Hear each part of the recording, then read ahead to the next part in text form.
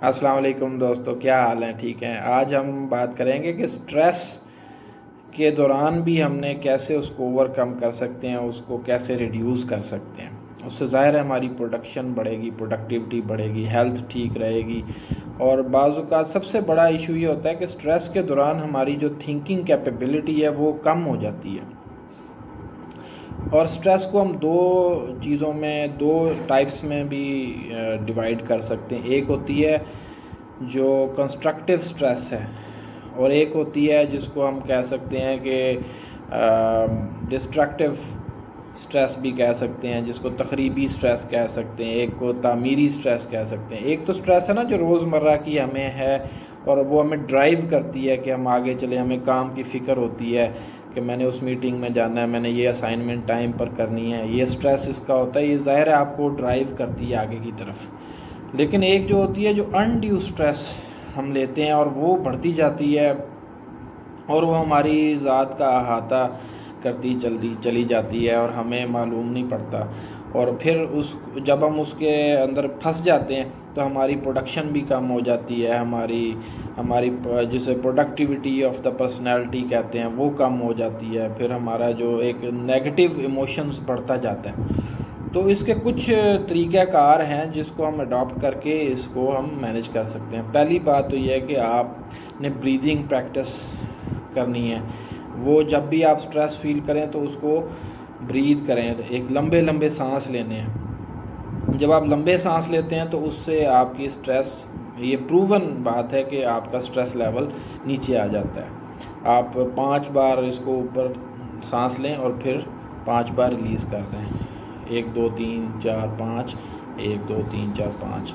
اور اگر آپ نے تھوڑا ہارٹ بیٹ کم کرنی ہے تو زیادہ دیر ایکزیل کریں، مطلب 5 سیکنڈ لیں سانس، انہیل کریں، اور 7 سیکنڈ اس کو ایکزیل کریں۔ اچھا، دوسری جو ٹپ ہے وہ یہ ہے کہ آپ واک کریں۔ آپ یہ جو سائیکالوجسٹ ہیں یہی کہتے ہیں کہ آپ واک کریں گے، رننگ کریں گے، جاگ کریں گے تو انڈورفن، جسے ہم گڈ ایموشنز، گڈ ہارمونز کہتے ہیں، وہ ریلیز ہوتے ہیں، تو وہ بھی آپ کو فائدہ مند ہو سکتے ہیں۔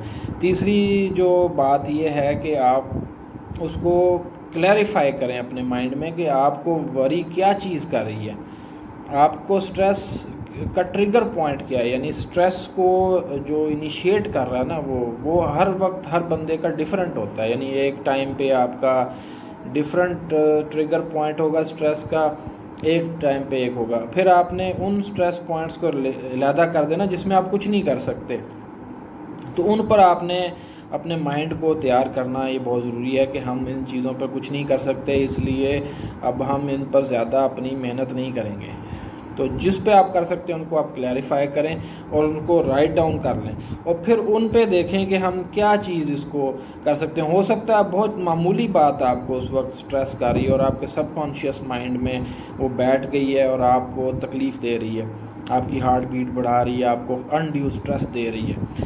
اب آپ اس کو ایک دفعہ، یہ بڑا اچھا طریقہ ہے کہ آپ اس کو لسٹ ڈاؤن کر لیں، اس وقت جو بھی سٹریس انیشیٹرز یا ٹریگر پوائنٹس آپ سوچ سکتے ہیں کہ مجھے اس وقت یہ ان چیزوں سے سٹریس ہے، اور پھر وہ ایک ایک کر کے آپ ان کو کوانٹیفائی کریں، ان کے اوپر سوچیں۔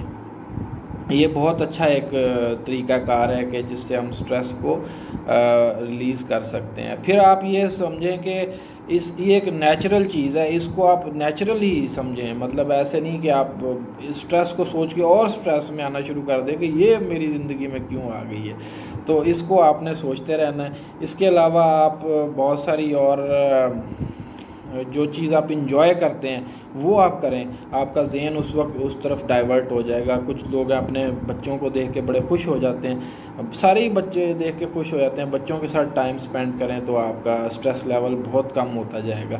یا اگر بچے نہیں ہیں تو آپ اپنے جو اسپریچول آپ کوئی ایکٹیویٹی کر سکتے ہیں، یا پھر آپ کچھ مزے کی گیمز کھیل سکتے ہیں جو آپ کھیل کے بہت انجوائے کرتے ہیں، اور یا کوئی آپ باہر کھیلنے چلے جائیں، اس طرح سے مثلاً اپنے آپ کو ڈائیورٹ کریں تو آپ کا سٹریس لیول جو ہے وہ ڈیفینیٹلی نیچے آنا شروع ہو جائے گا۔